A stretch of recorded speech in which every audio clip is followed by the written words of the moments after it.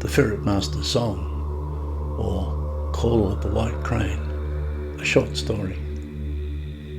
Immediately amidst the declining red brick domain of what had in its majestic days been a public house of rural note was an oversized poster of Pin-Up Boy, the Dalai Lama, adorned in sashes of maroon and gold, smiling like the moon on pethidine.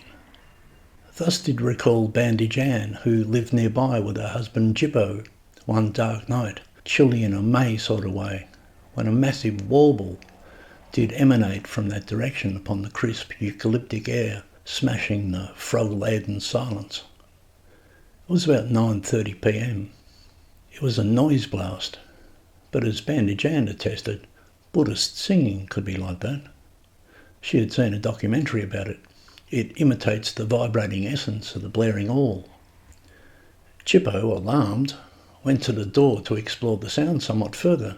It echoed through the neighbourhood and across the lonesome tender of the forest. "Are you sure?" he wondered aloud. "It sounds like someone's having their large intestine removed without an anaesthetic." There it was again. Vocative agony. It definitely came from the Buddhists. "Certain," said Bandage Ann. She had been over there many times. Les and Philip, the owners, she explained, were spiritual men, intrepid in their dharma. Chippo was on the back step facing into the unrevealing eve. "I think it's Les," he suggested. "The Call of the White Crane," explained Bandage Ann. "That's what they call it. It's a drone of primordial longing for the ultimate void." Her husband listened again.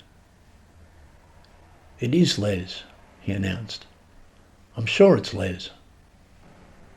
The Les in question, Les the Ferret King, lived ahoy with his boyfriend Philip, a pair already noted. Their first passion was breeding ferrets for stud.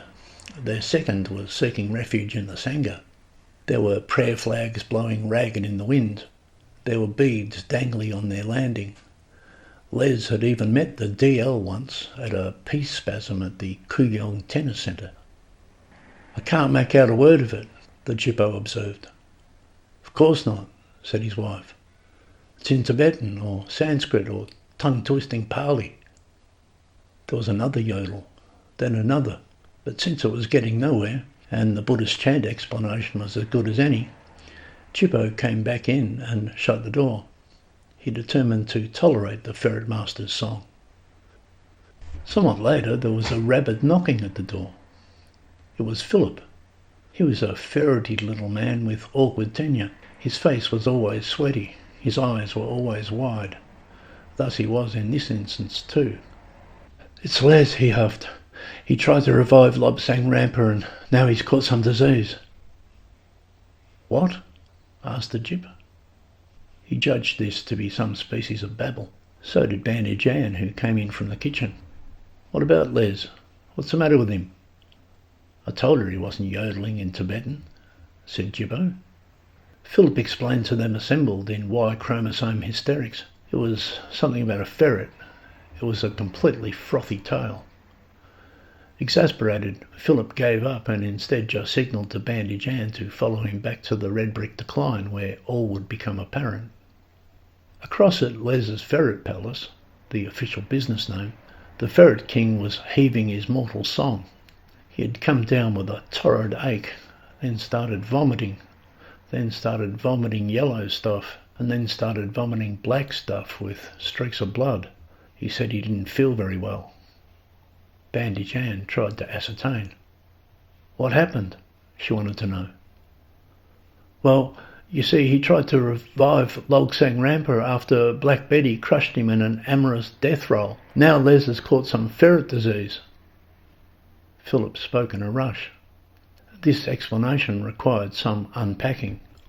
Lobsang Rampa, Les and Philip's prize-winning hob. He had serviced several hundred female ferrets, Jills at $300 a turn. Black Betty, an oversized Jill of dark markings, whose owner was an anonymous millionaire and ferret enthusiast in faraway Rockhampton. "And why do you think Les caught some ferret disease?" Anne wanted to know, still not comprehending. Finally, she pieced the mystery together and overcame the long-drifting etiology. They had been approached, Les and Philip, by the aforementioned millionaire from Rockhampton, that their handsome champion, Lobsang, might make a tryst with his purebred Jilly, Betty of the Dark Markings, a notorious creature in contemporary ferret-keeping circles, popularly known as Black Betty. This much was plain, except that keeping ferrets is illegal in Queensland. Ordinarily, it's necessary to explain further, a male of the species, the hob, is considerably more burly than the Jill, however well attended. But Betty was a freak of nature. When she arrived, she dwarfed their handsome stud by an inch or two, and was whopping and raucous as female ferrets go. In any case, the marriage was an unhappy one. As soon as she entered the cage, she pummeled poor Lobsang into submission, and when he tried to mount her, she took him in a body slam and crushed him in what Philip, somewhat shaken, described once more as an amorous death roll. It was thereafter that the incident occurred. So Les tried to keep him mouth to mouth, Philip revealed, but he couldn't save him. Alas, Lobsang Ramper died, on the job as they say. But the Ferret King, meanwhile, had succumbed heroically, infected. It was just a few hours later that he had come down stricken. Bandage Ann decided to ring a vet. She eventually got through to Dr. Mutton, the sheep farmer's friend, on his after-hours line. Thus she began to ordain the situation to the famous Mutton. He wanted to know for a start exactly of what Lobsang Ramper had died. Bandage Ann had the phone to her ear and was crossing live to Flippity Philip, trying to establish if the stud had been asphyxiated. Mutton said he needed to examine the deceased. Was there any swelling around the scrotum? He inquired. Jibbo came in, the Dalai Lama smiling widely as the neighbour arrived. Les was face first and pale, not looking very chipper. Philip was sweaty and goggle-eyed again. "Who's that on the phone?" asked the Jibbo. "It's the vet," Bandage Ann whispered. Dr. Mutton wanted to know if Lobsang Ramper had a history of sexual failure that perhaps the two stud owners had been keeping from their clients. Philip insisted that their Lobsang had been keen, with plenty of Ramper. They collected his floppy body for inspection. There were no visible signs of trauma. "Then what should we do?" asked Bandage Ann.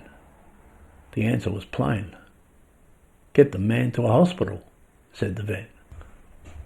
The car ride extended into the dark forever. The road wound through the coal-black forest of damp hallucinations. There was Jibbo driving, with Philip in the passenger seat, with the body of Lobsang Ramper in his lap, and in the back was Bandage Ann and Les the Ferret King hurling into a bucket. The road was single-laned, curly, the forest as thick with ferns whose fine fronds catch the descending mists. They drove to the hospital, getting lost at the roundabout, a symbolic motif. At the casualty ward, the nurse complained they all looked dishevelled. She did, however, recognise the plight of the Ferret King and wanted to know about its onset.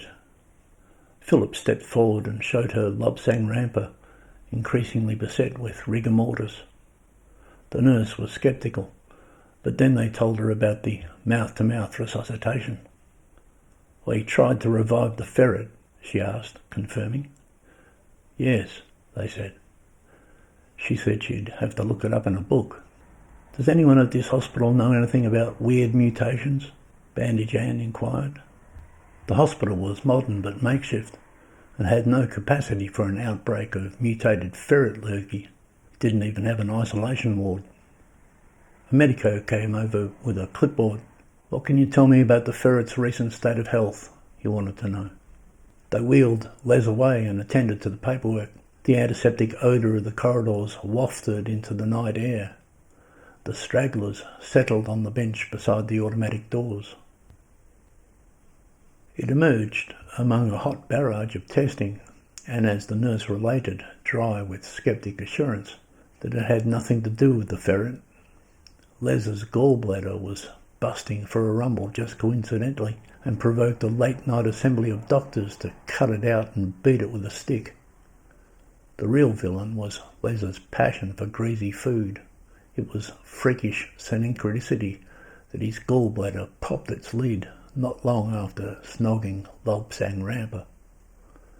But he was vaccinated in the meantime for every ferret disease known to science before they realised this. His immune system was in fierce retaliation. He'd be all right in a week or two, they said. Philip needed coffee. There was nothing anyone could do for Lobsang Ramper. Oh, transient world. Les was making sacred cancellations into that deep night time, but only because he thought he was going to die. The call of the white crane, indeed. The wheel turns. It's the first noble truth. The fate of a ferret breeder is meagre after all. Unless you can smile as wide as the Dalai Lama when your gallbladder is exploding, you can only make progress in the Pure Land anyway. Ahoy and into the ultimate void.